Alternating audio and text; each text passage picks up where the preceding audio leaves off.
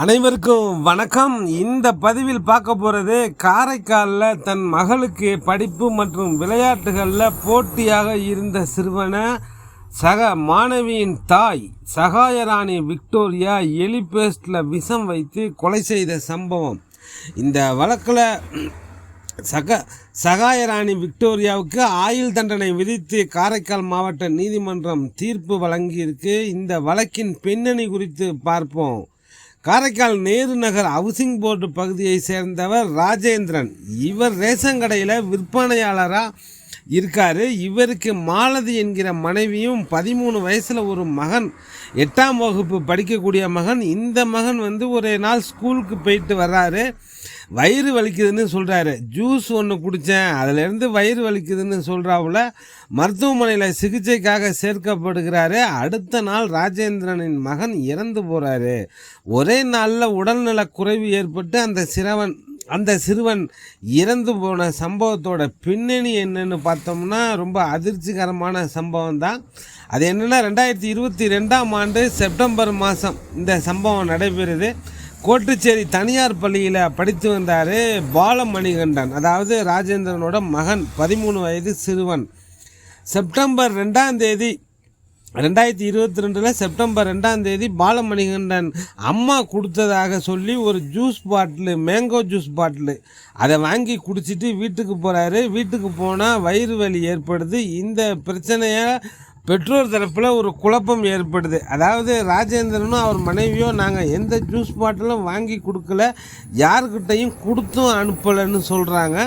அந்த பையன் வீட்டில் ஜூஸ் குடித்ததும் வயிறு வலிக்குதுன்னு சொன்னதும், ஏதோ ஜூஸ் கேட்க நீங்கள் தானே கொடுத்தனுப்பி, ஏது ஜூஸ்னு கேட்க நீங்கள் தானே கொடுத்தனுப்புனீங்கன்னு சொல்ல இவங்களுக்கு கொஞ்சமாக யோசித்து பார்க்குறாங்க. சரி, ஏதோ எக்ஸ்பிரே ஆன ஜூஸ் பாட்டிலை நினச்சி இவன் குடிச்சிருக்கான், அதனால் வயிற்று வலிக்குன்னு சொல்லி மருத்துவமனையில் சேர்க்குறாங்க. அங்கே இந்த சிறுவனுக்கு எதனால் வயிற்று வலின்னு தெரியாமல் இவருக்கு சரியான முறையில் ட்ரீட்மெண்ட் கொடுக்க முடியல. எலி பேஸ்ட் கலந்த கூல்ட்ரிங்க்ஸ் குடித்ததுனால தான் வயிற்று வலின்னு தெரிஞ்சால் அதுக்கு தகுந்த வைத்தியம் பார்த்து அந்த சிறுவனை காப்பாற்றிருக்கலாம்.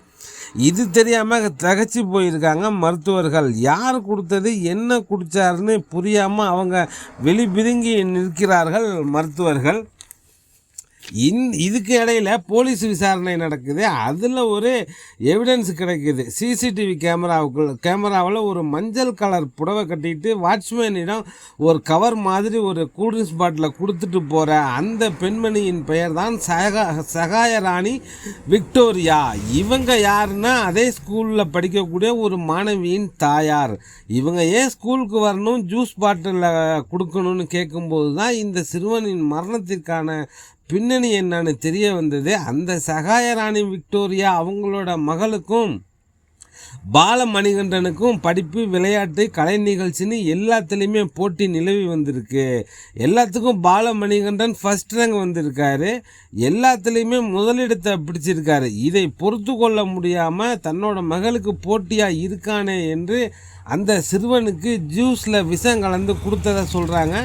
சகாயராணி விக்டோரியாவை போலீஸ் காவலில் எடுத்து விசாரிக்கும் போது குளிர்பானத்தில் சுகபேதி மாத்திரை கலந்து கொடுத்ததா சொல்லியிருக்காங்க. வயிற்றுப்போக்கு மாத்திரை தான் கொடுத்தேன் என்று வாக்குமூலம் கொடுத்துருக்காங்க. அதனால் அந்த வயிற்றுப்போக்கு சம்பந்தமான மெடிசன் கொடுக்குறாங்க அந்த பாலமணிகண்டனுக்கு. தீவிர சிகிச்சை அளிச்சிட்டு வராங்க மருத்துவர்கள். இருந்த போதிலும் உடல் நலம் குன்றி செப்டம்பர் 3ஆம் தேதி 2022ஆம் ஆண்டு பரிதாபமாக உயிரிழந்தார். இதனைத் தொடர்ந்து சிறுவன் படுகொலை சம்பந்தமாக அந்த சகாயராணி மீது முறைப்படி வழக்கு பதிவு செய்து விசாரணை செய்கிறாங்க. அப்போது கூட அந்த சகாயராணி வயிற்றுப்போக்கு மாத்திரை தான் கலந்து கொடுத்தேன் என்று சொல்லியிருக்கிறாரு. காவல்துறை தனிப்படை அமைத்து அந்த வழக்கை விசாரிச்சிருக்காங்க. அப்போது செப்டம்பர் 16ஆம் தேதி இந்த வழக்கு கேஸு இது பற்றின செய்தி பரவி பல போராட்டமெல்லாம் நடந்தது. அப்போது ஒரு மளிகை கடைக்காரர் சகாயராணி ஃபோட்டோ அவர் கைது செய்யப்பட்டதெல்லாம் பார்த்துட்டு, இந்த அம்மா என் கடையில் எலி பேஸ்ட்டு எலியை கொல்றதுக்கு ஒரு மருந்து வைக்கிறோம், எலி பேஸ்ட்டு. அந்த எலி பேஸ்ட்டை இவங்க வாங்கிட்டு போனாங்கன்னு சொல்கிறாரு. அவர் எனக்கு டவுட்டாக இருக்குது, விசாரிங்கன்னு வாண்டடாக அவரே வந்து சொல்கிறாரு. அதுக்கப்புறம் தான் இந்த சகாயராணி விக்டோரியாவை போலீஸு கஸ்டடி எடுத்து விசாரிக்கும்போது தான் ஒத்துக்கிறாங்க. ஆமாம், நான் கொடுத்தது எலி பேஸ்ட்டு கலந்த குளிர்பானம் தான், பேதி மாத்திரை வாங்கி வச்சுருந்தேன், அதை கொடுத்தா இவன் பொழைச்சி வந்துடுவான், இவனை எப்படி இருந்தாலும் தீர்த்து கட்டணும்னு சொல்லி தான் எலி பேஸ்ட்டு கொடுத்தேன்னு சொல்கிறாங்க. அந்த பையன் இறந்து 13 நாட்களுக்கு பிறகு தான் விசாரணையில் தெரிய தெரிவிச்சிருக்காங்க இந்த எலி பேஸ்ட்டு கொடுத்ததை.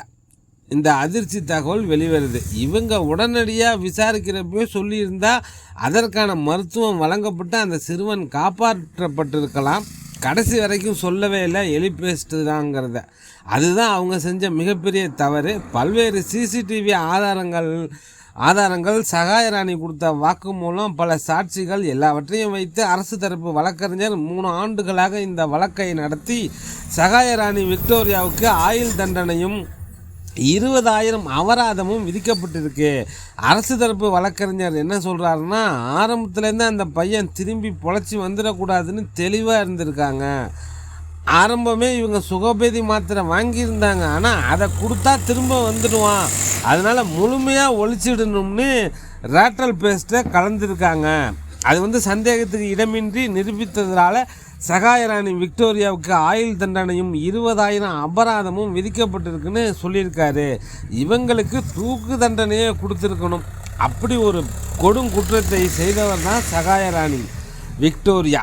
இவங்கெல்லாம் ஊருக்குள்ளே இருக்கிறதே சமூகத்துக்கே ஆபத்து. காரைக்கால் நீதிமன்றம் நல்ல ஒரு தீர்ப்பை வழங்கியிருக்கு. ஆயுள் முழுவதும் ஜெயில் தான். அரசு தரப்பு வழக்கறிஞர் செல்வமுத்துக்குமாரன் என்பவர் கடந்த 3 ஆண்டுகளாக இந்த வழக்கு விசாரணை நடத்தி இந்த தீர்ப்பு வழங்கப்பட்டிருக்கு. ஓகே ஃப்ரெண்ட்ஸ், டெல்டா 7 நண்பர்களுக்கு நன்றிகள் பல. மீண்டும் வேறொரு காணொளியில் சந்திப்போம். நன்றி.